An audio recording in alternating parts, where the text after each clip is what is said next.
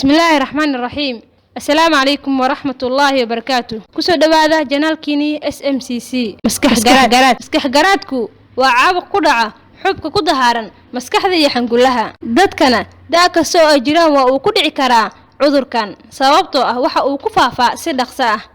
gaar ahaan waxa uu ku faafaa dadka iska agdhow sida ardayda waxbarashadooda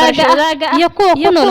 hal xaafad dadka ugu badan ee halista ugu jiro waa ardayda dhigato iskuulada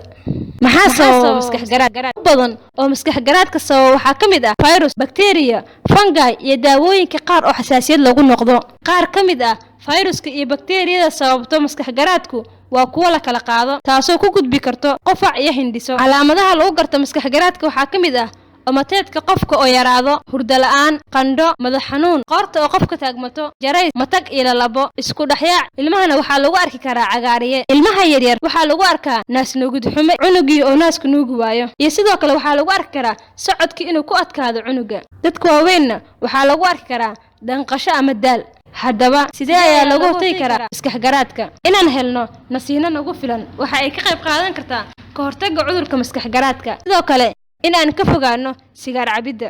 iyo in aan ka fogaano dhawaanshaha qofka qaba maskax garaad dhibaatooyinka ka dhalan kara maskax garaadka waxaa kamid ah lumitaanka xubno muhiim u ah nolosha sida maqalka iyo aragga qofka oo ku imaado madax xanuun hal dhinac ah iyo caabuq ku imaado kala goosyada